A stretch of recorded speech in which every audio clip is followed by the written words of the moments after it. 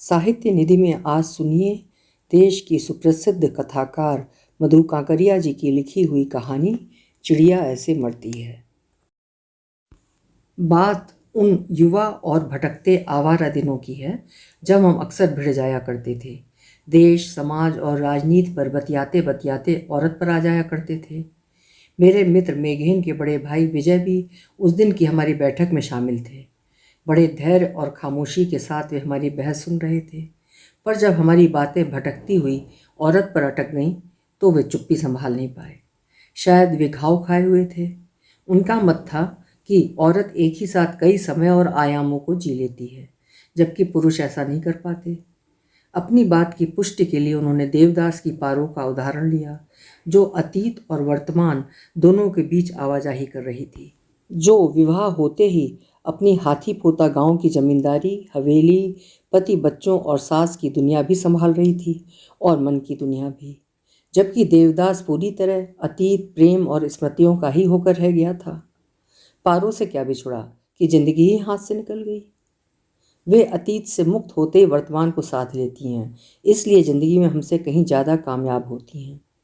बोलते बोलते विजय एक संजीदा चुप्पी में डूब गए थे। मेरा मानना था कि स्त्री हो या पुरुष, इंसान इतनी आसानी से पकड़ में आने वाली चीज़ नहीं है।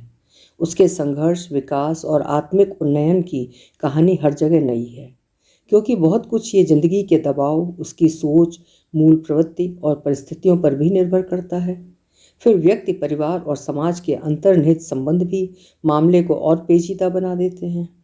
फर्ज कीजिए यदि देवदास सामंती जमींदार परिवार का नहीं होता, किसी श्रमजीवी परिवार का इकलौता कमाने वाला होता, साथ में छोटे छोटे भाई बहन और बीमार विधवा माँ होती, तो क्या वो प्रेम में इस प्रकार आत्मविश्वास की विलासिता पाल पाता? बहरहाल, इसी बहस के दौरान मेरे कथाकार के भीतरी ठहरे शांत जल में पहली हलचल मची थी और इस कहानी का बीज पड़ गया था। उस गहराती सांझ की डूबती उदासी में जाने क्या बीता था विजय पर। यादों के जख्म की जख्मों की याद कि अव्यक्त का दबाव वे और अधिक झेल नहीं पाए थे। जैसे गर्मी पाकर अनार फूट पड़ता है, जैसे माटी से कोपल फूट पड़ती हैं, विजय के शब्द हमें सम्मोहित करते गए थे। विजय ने कहना शुरू किया, मित्रों, मैं आज भी उस रिश्ते को घाटे का सौदा नहीं मानता, बल्कि ये मेरे जीवन का वो अनुभव था जिसने मुझे राजा भर्तृहरि की तरह जिंदगी के सत्य असत्य का अनुभव कराया, जिसने मेरे स्वप्निल मानस, कल्पनाशील आत्मा और इंद्रधनुषी मिजाज पर यथार्थ का गिलाफ चढ़ाया, जिसने मुझे सही अर्थों में जिंदगी से मिलाया, मुझे खोला। बोलते बोलते उन्होंने चारमीनार की पीली डिब्बी से निकालकर एक सिगरेट सुलगाई। कुछ क्षण रुके, जैसे शून्य में से कुछ खोज रहे हों या सही शब्दों का चुनाव कर रहे हों। थोड़ा धुआं छोड़ा उन्होंने और फिर कहने लगे, मित्रों, स्वप्न और यथार्थ के थपेड़े खाते मेरे वे लम्हे जो मुश्किल से 25 मिनट से भी कम रहे होंगे, पर जिन्होंने औरत और ज़िंदगी पर मेरी समझ को पूरी तरह बदल ही डाला था। उन लम्हों में मैंने देखा था एक स्त्री के अंतःकरण को पुनर्जन्म लेते। उस 25 मिनट की कहानी को सुनाने के लिए मुझे आपको 10 साल पीछे ले जाना होगा। क्या आप लोगों में है इतना धैर्य उस पूरी कहानी को सुनने का? हम तल्लीन होकर उन्हें सुन रहे थे। हमने हामी भरी। उन्होंने कहना जारी रखा, मेरी कहानी ज़िंदगी के उस दौर से शुरू होती है जब मेरे सपने हर रात मुझे रेशमा के पास ले जाते थे। दरअसल लंबी बेकारी के चलते उन दिनों जिंदगी मुझसे बेमानी हो चुकी थी और मैं उससे लगातार भागता फिर रहा था। हर सुबह मैं खुद को समझाता कि आने वाली शाम शायद नौकरी की कोई सौगात लेकर आए मेरे द्वार, पर शाम मुझे नाउम्मीद करती। ऐसी ढेरों शामें गुजरने के बाद भी जब कोई ठीक ठाक नौकरी का जुगाड़ मैं नहीं बैठा पाया, तो ज़िंदगी की इस जिल्लत से छुटकारा पाने के लिए खुदकुशी का ख्याल मुझे किसी प्रेयसी सा ही लुभाने लगा था। क्योंकि मेरे सभी दोस्त अपने अपने ठिकाने लग चुके थे। कुछ को अपने बाप दादाओं का पुश्तैनी धंधा रास आ गया था, तो कुछ ने अपने को किताबी कीड़ा बना डाला था और रात दिन कंपटीशन सक्सेस रिव्यू या कंपटीशन मास्टर जैसी जनरल नॉलेज की पुस्तकों को घोट घोट कर बैंक में क्लर्क बन जीवन की बाजी मार ले गए थे। बच्चे खुचे खुशनसीब स्कूल या कॉलेज में पार्ट टाइमर हो गए थे। थके मरे उन दिनों मेरे लिए खाली हाथ और खाली उम्मीद घर में घुसने से बढ़कर लज्जाजनक इस संसार में कुछ भी नहीं था। शुरुआती दिनों माँ और बापू जरूर पूछ बैठते, बैठा जुगाड़। बाद में तो उन्होंने पूछना भी बंद कर दिया था। बजाय पूछने के उन्होंने मेरा चेहरा पढ़ना शुरू कर दिया था। मुझे लगता मैं इस सृष्टि की सर्वाधिक निकृष्ट और अधूरी रचना हूँ, बल्कि एक कीड़ा हूँ, धीरे धीरे रेंगने वाला, पराश्रित परजीवी। क्योंकि मनुष्य वो होता है जिसके पास और चाहे कुछ हो ना हो पर एक नौकरी जरूर होती है। नौकरी से मिलने वाली इज्जत होती है, घर से निकलने की हड़बड़ी होती है, जिसके पास वक्त नहीं होता है। जबकि मेरे पास यदि कुछ था तो वो वक्त ही था, जिसे मैं काट नहीं पा रहा था। इस कारण वक्त मुझे काट रहा था। बहरहाल ऐसे ही गर्द भरे बेकार और आवारा दिनों में कोलकाता की नेशनल लाइब्रेरी में मेरी मुलाकात रेशमा से हुई। उसे जय गोस्वामी और विष्णु दे की कविताओं की कोई किताब चाहिए थी। नेशनल लाइब्रेरी किताबों का एक अथाह समुद्र था और उसे जल्दी थी। उसे परेशान देख मैंने कहा कि वो सुविधानुसार किसी दूसरे दिन आ जाए, किताबें उसे मिल जाएंगी। उसने अविश्वास से मुझे देखा। मैंने हंसकर कहा, फुर्सतिया आदमी हूँ, किताबों के समुद्र से आपकी किताबों का कैटलॉग नंबर खोज कर नोट कर लाइब्रेरियन को दे दूंगा। लाइब्रेरियन अच्छा आदमी है और मुझे जानता है, क्योंकि पूरी दोपहर ये रीडिंग रूम ही मेरा बसेरा होता है और किताबें मेरी हमसफ़र जो थपथपाती ही रहती हैं मुझे जब तब। मेरी बात सुनकर वो हंस पड़ी और तभी मैंने नोट किया कि हंसते वक्त उसके गालों में गड्ढे पड़ते थे, ठीक वैसे ही जैसे शर्मिला टैगोर के गालों में पड़ते थे। बोलते बोलते वे जय चुप हो गए, शायद उन्हीं गड्ढों में गिर गए थे। विश्वजीत ने उन्हें हल्के से हिलाया। वे झेंप गए और फिर चालू हो गए। हाँ तो मित्रों, अगले सप्ताह वो फिर आई और ये इत्तेफाक ही था कि मैं भी वहीं था, रीडिंग रूम में। किताब पाकर एक तृप्ति उसके चेहरे पर फूल सी खिल गई। उसने कृतज्ञता भरी आंखों से देखा मेरी ओर। उस दिन उसने हल्के गुलाबी रंग का सलवार सूट पहना हुआ था, जो उस गुलाबी सांझ पर उस पर बहुत फब रहा था।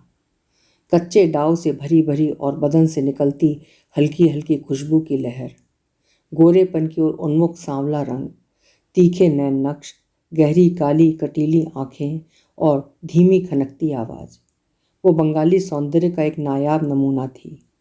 आविष्ट और अभिभूत सा मैं उसके पीछे पीछे चलने लगा कि उसने हठात पूछा, आप क्या करते हैं?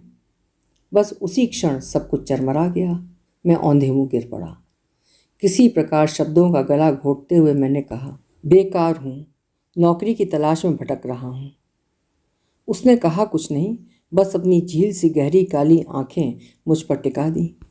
सहानुभूति और हमदर्दी की अपार लहरें थी वहाँ, जिसे देख मैं प्रकंपित हुआ और अपने सारे दुख दैन्य को भूल कामना करने लगा, इंशाअल्लाह जिंदगी में और कुछ मिले या न मिले, पर कुछ पल की मोहलत जरूर मिले इन झरोकों में बैठने की, इस झील में डुबकी लगाने की। वो बस स्टॉपेज तक मेरे साथ साथ चलने लगी। मैं निहाल हो गया, जैसे कांसे का कटोरा जमीन पर गिर गया हो।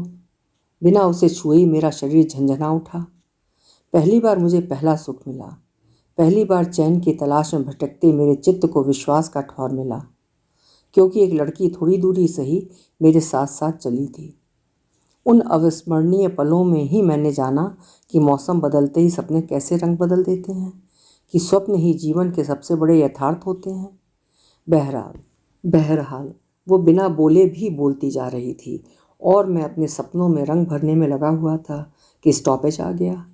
उसने पूछा, आप कहाँ तक पढ़े हुए हैं? मैंने बेसब्री से बताया कि मैंने हिंदी साहित्य में एमए किया है। उसकी आंखें इंजन के सर्च लाइट सी चमकने लगी। खूब भालो, यदि आपके पास समय हो तो मेरे 2 नालायक छोटे छोटे भतीजे हैं। इसी साल उनका बोर्ड है। उनकी भाषा बहुत कमज़ोर है और इम्तिहान करीब है। आप उन्हें पढ़ा दें तो आभारी रहूँगी।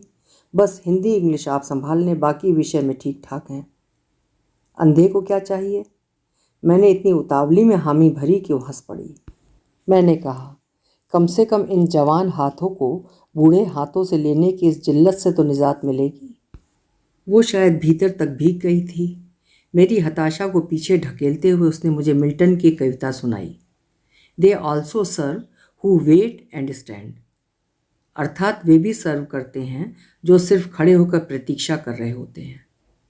मैं प्रभावित हुआ। वो सिर्फ मोहक ही नहीं थी, बल्कि सांवला सौंदर्य, बुद्धि और संवेदना के रेशमी धागों में गुथी हुई भी थी। उस सांवली शाम पहली बार मैंने जिंदगी को कोसना छोड़ जिंदगी के सामने सिर झुकाया। बताना मुश्किल है कि उन उजाड़ भटकते आवारा दिनों में मुझे किसने अधिक संभाला, मिल्टन ने कि रेशमा ने। उसे जानते जानते मैं प्यार करने लगा था और प्यार करते करते जानने लगा था। उसे सुनते सुनते मैं अपने भीतर की आवाज़ सुनने लगा था। उसे देखते देखते अपने आप को, अपने आसपास को देखने लगा था। आते आते हम इतना करीब आ गए थे कि एक दूसरे के आसमान में उड़ने लगे थे। वो मेरे जीवन में इस कदर छा गई थी कि उसका होना तो होना था ही, उसका नहीं होना भी होना होता था।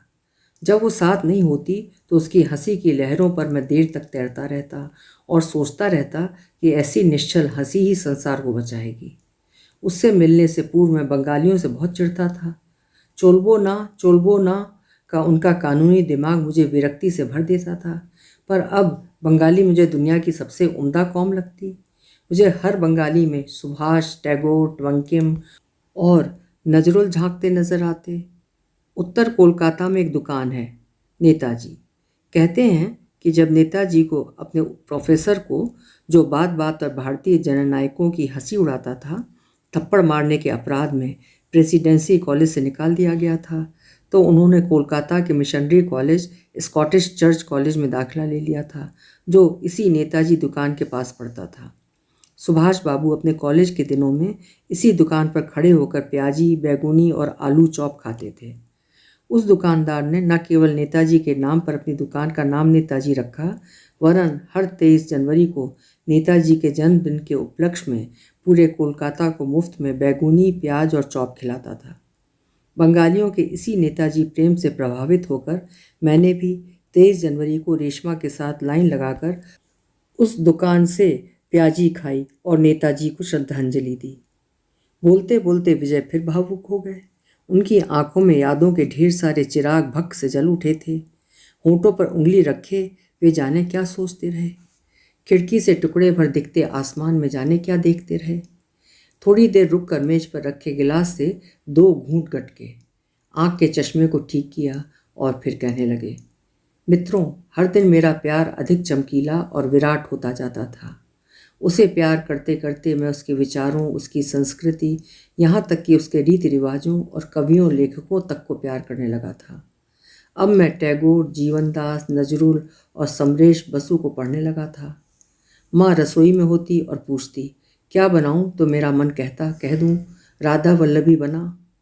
माँ शाम को पूजा करती तो मन कहता, कह दूं तुम बंगालियों की तरह शंख क्यों नहीं बजाती?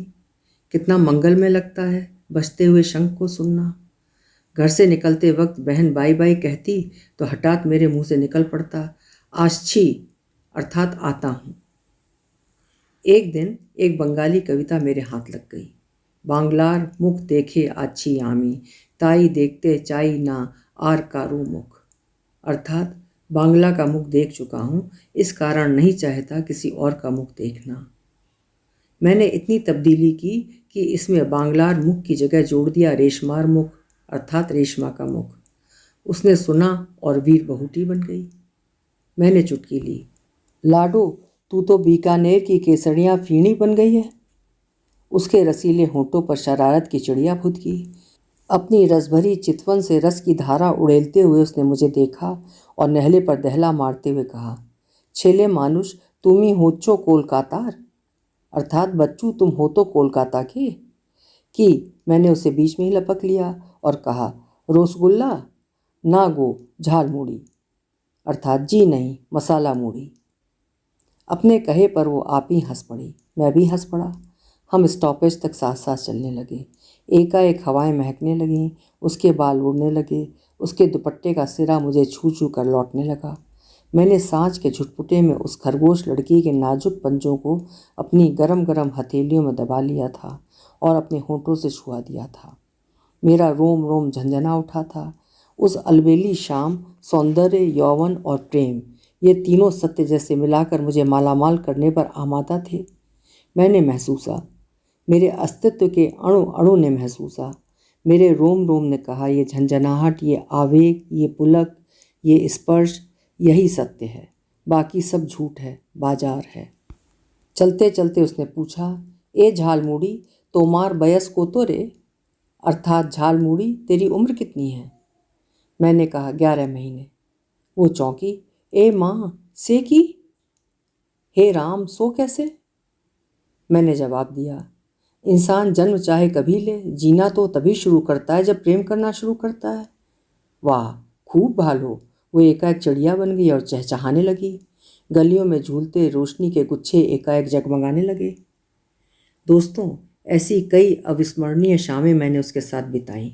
ऐसी एक चमकदार शाम को मैंने विदा होते उसके कान में फूंक मारी, तूमी रवे नीरवे हृदय मम, मम जीवने मम यौवने मम सकल भुवने तुमे भोरवी। अर्थात तुम मेरे हृदय में रहोगी, मेरे जीवन यौवन मेरे सारे अस्तित्व में तुम सुगंध बिखेरती रहोगी। उसने मेरे बंगाली प्रेम और कविता की तारीफ में कुछ नहीं कहा। मैं जल भुन गया, लेकिन ठीक अलग होते क्षणों में उसने मेरे कान में दूसरी फूंक मारी, मांझी ना बजाओ वंशी की मेरा मन डोलता। मैं हरिया गया, स्प्रिंग की तरह उछल पड़ा। बैंगी अर्थात बंगाली छोकरी, तो हमारे केदारनाथ तक कैसे पहुंच गई? उसने पलटी मारी, मेड़ो छेले अर्थात मारवाड़ी छोकरा, जैसे तू पहुंच गया हमारे रवि बाबू तक। देर तक हम दोनों हंसते रहे, हंसते हंसते देखते रहे। मन एकाएक वृंदावन हो उठा, जिंदगी कविता बन गई और कविता जिंदगी। विजय फिर रुक गए। कमरे की खिड़की से किसी पेड़ की कुछ टहनियाँ दिख रही थीं, जिस पर कबूतर कबूतरी के कुछ जोड़े बैठे थे। विजय उन्हें हसरत से देख रहे थे, शायद अतीत हूक बनकर हांट कर रहा था उन्हें। हमने पूछा, फिर क्या हुआ? उनकी आवाज़ थरथराई। किसी वीतरागी की तरह उन्होंने हमें देखा और जवाब दिया, फिर क्या होता? जैसे हर सपने आसमान की उड़ान भरने के बाद ध्वस्त होकर लौट आते हैं धरती पर, जैसे हर झरना शिखर पर जाकर अवरोही मोड़ ले लेता है, वैसा ही कुछ, लेकिन नहीं हुआ मेरी कहानी के साथ। तो फिर क्या हुआ? हमने एक साथ पूछा। वे मुस्कुराए, उदासी का अक्स भी झलका उस मुस्कुराहट में।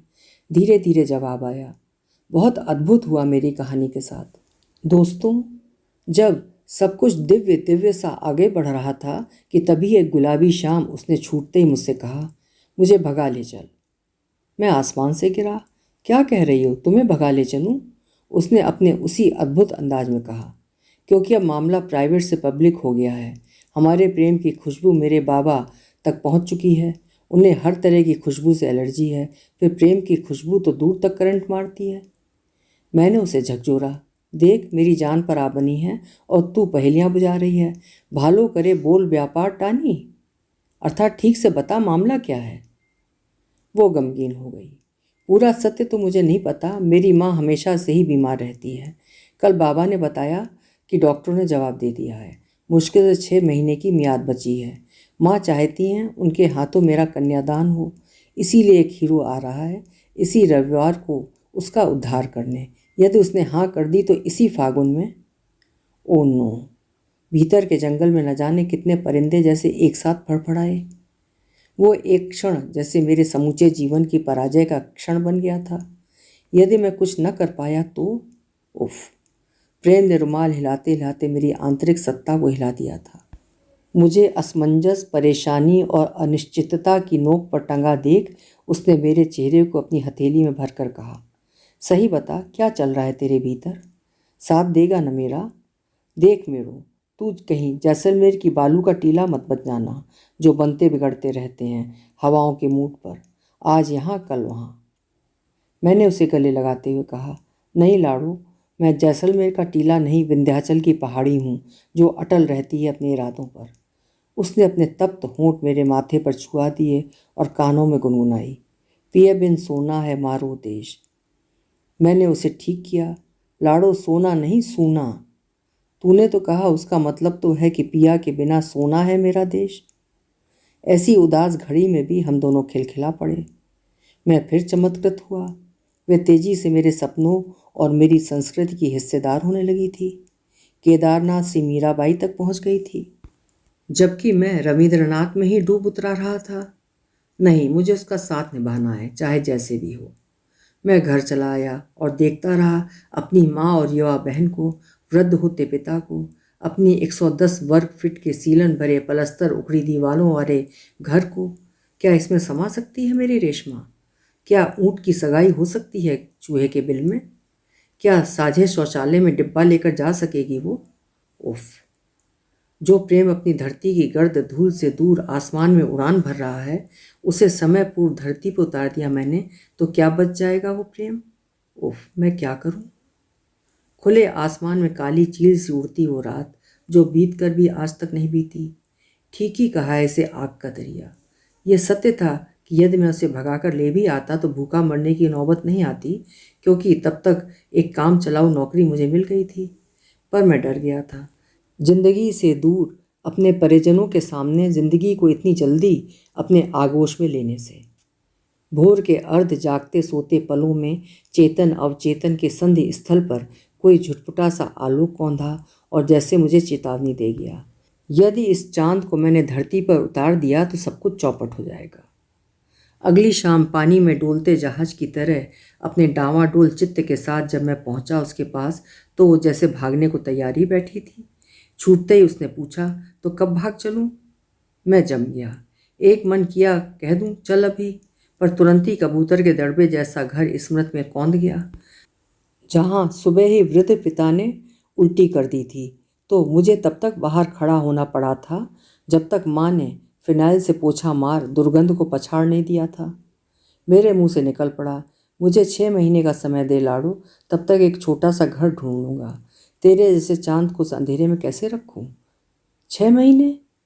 उसकी पनीली आंखों में निराशा गहरा गई। खामोशी से उसने झांका मेरी आंखों में। शायद उसने ऐसी घनघोर व्यवस्था पढ़ ली थी। फिर वो मुझसे मिलने नहीं आई और एक दिन आया उसकी शादी का निमंत्रण कार्ड। टूटे मन से मैं उसके घर गया तो उसके भाई ने अपने भाई धर्म निभाते हुए मेरा मार्ग रोकने की चेष्टा की, लेकिन मेरी आवाज़ सुन वो खुद सामने आ गई। अपने भीतर उठते प्रचंड झंझावात पर काबू पाने के लिए मैंने उसे अपने आगोश में लिया, ये सोचते हुए कि अब वो मुझे कभी भी नहीं मिल पाएगी। मैंने महसूसा वो कांप रही थी। मैंने इस प्रकार भींचा उसे जैसे सदा के लिए अपने भीतर उतार लेना चाहता हूँ। मैंने बोलने की चेष्टा की तो मेरा गला भर आया, शब्द चुक गए। मैंने हंसना चाहा तो आंखों में आंसुओं की झिलमिल बन गई। मैंने उसके माथे पर हाथ फेरना चाहा कि तब तक उसकी माँ आ गई। आवेग में मैंने उसकी हथेलियों को अपने हाथों में दबा लिया। वे लम्हे हम दोनों पर भारी थे, हम दोनों थरथरा रहे थे। उसकी माँ खींचने लगी, 2 बंधे हाथ छूटे और 2 विपरीत दिशा की ओर अग्रसर हुए। हम सभी भावाविष्ट होकर सुन रहे थे उन्हें। गोधूली सांझ के सन्नाटे में उनकी आवाज़ का कंपन छू रहा था हमें। कहीं कहीं उनकी प्रेम कहानी हमारे भीतर जाने कब से दबी पड़ी किसी आदिम प्रेम कहानी को छूकर हमें भी उद्वेलित और विचलित किए जा रही थी। जमी बर्फ से जमे हमारे निजी कोने भी अनायास पिघलने लगे थे कि तभी उद्दंड मेघेन पीछे से चिल्लाया, तो इसमें अद्भुत बात क्या हुई? उन्होंने फिर एक सिगरेट सुलगाई और धुएं के छल्लों को देखते रहे दार्शनिक अंदाज में। फिर धीरे धीरे कहना शुरू किया उन्होंने, मित्रों, असली कहानी तो अब शुरू होती है। मित्रों, मुझे कभी नहीं लगा कि मैं अपने सपनों के खंडहर में अपने आंसुओं और पीड़ाओं के साथ अकेला खड़ा हूँ। मुझे कभी नहीं लगा कि मैंने उसे खो दिया है। प्रेम और सौंदर्य का जो पौधा उसने मेरी आत्मा में रोपा था, वो दिन पर दिन सघन होता अपनी सुगंध फैला रहा था। मेरे कानों में हमेशा उसके बोल गूंजते रहते, पिए बिन सूनो है म्हारो देश। मुझे लगता उसके प्रेम की खुशबू मेरे वजूद में इस कदर गुथ गई है कि दुनिया के सारे डिटर्जेंट भी मिलकर उसे धो नहीं सकते। वो मोबाइल फ़ोन का ज़माना नहीं था, लैंडलाइन फ़ोन का ज़माना था। मैं कई बार दोपहर में उसके घर फ़ोन मिला देता। वो हेलो हेलो करती रहती। मैं उसकी आवाज़ के मनके को बीनता रहता, पर भूल कर भी कभी जवाब नहीं देता। मैं स्वयं अपनी पीड़ा का ईश्वर था।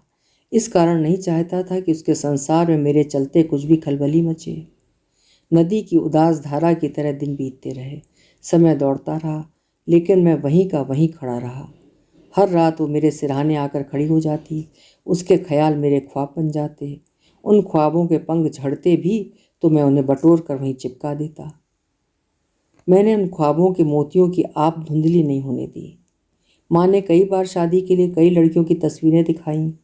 सुनी रातों की निस्तब्धता में मैं एक एक कर उन लड़कियों की तस्वीरें देखता। मेरी याद कांपने लगती। मेरी आंखों के आगे गड्ढा आ जाता। मैं उसे पार नहीं कर पाता। वो गड्ढा रेशमा के गालों का होता था। मैं माँ को सारी तस्वीरें वापस लौटा देता। माँ रोने लगती तो मैं उसे समझाता। माँ, उसकी आवाज़ मुझे भगा ले चल, मेरे भीतर इस कदर कुंडली मार कर बैठ गई है कि अब कोई दूसरी आवाज़ मेरे भीतर घुस नहीं सकती। मेरे जीवन में जो कुछ भी सुंदर था उसी के साथ था। कभी खुशी से खुशी की तरफ नहीं देखा, तुम्हारे बाद किसी की तरफ नहीं देखा। ये सोच कर कि तेरा इंतज़ार लाजिम है, तमाम उम्र घड़ी की तरफ नहीं देखा। मैंने माँ को सुनाई अपनी पीड़ा। माँ ठंडी सांस लेती, आंखें पोंछती और शिव जी की तस्वीर देखते देखते जाने कब सो जाती, पर मेरी नींद उचट जाती। मैं उसके ख्यालों से खेलता रहता। उसके ख्वाबों की पंखुड़ियाँ रात भर मेरे बिछौने पर झड़ती रहती। सुबह उठकर मैं उन्हें बुहार देता। बहरहाल, अपने अकेलेपन की सीपी की कैद में जी रहा था कि एक धूप भरी दोपहर जाने किस अप्रत्याशित संयोग से किसी स्वप्न और यथार्थ की तरह वो मुझे मिल गई। मैं मेट्रो सिनेमा हॉल के सामने वाले स्टॉपेज पर खड़ा था और वो बस से उतर रही थी। अरे अरे, मैं ठिठक गया। मेरी नस नस झंझना उठी। एकाएक सारा परिवेश धुला धुला, निखरा निखरा और रोमानी हो गया था। मेरे रोम रोम में जैसे कोई अनजान रागनी बज उठी। सामने वो थी, वन की हिरणी सी वो भी चौंकी। तुम, आप? मैं शब्दातीत था, पर आंखें अपना काम कर रही थीं। वो थोड़ी भरी भरी लग रही थी।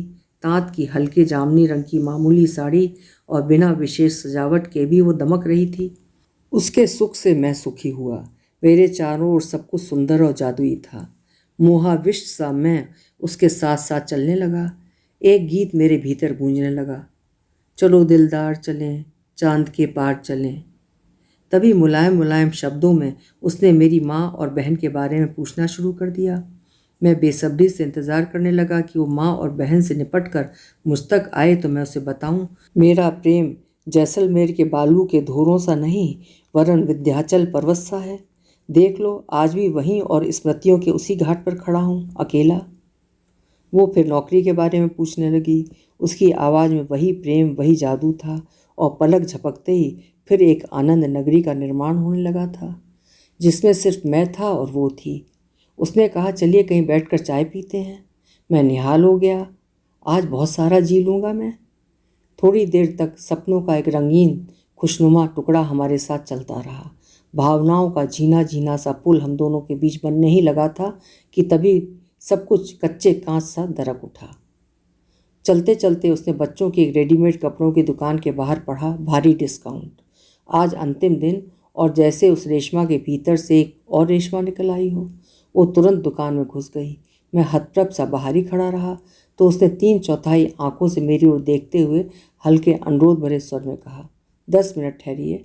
और बिना एक क्षण गंवाए दुकानदार की तरफ मुड़ गई और एक कतार में लगे बाबा सूटों को देखने लगी। जैसे कहानियों में कोई जादूगरनी एकाएक रूप बदल लेती है।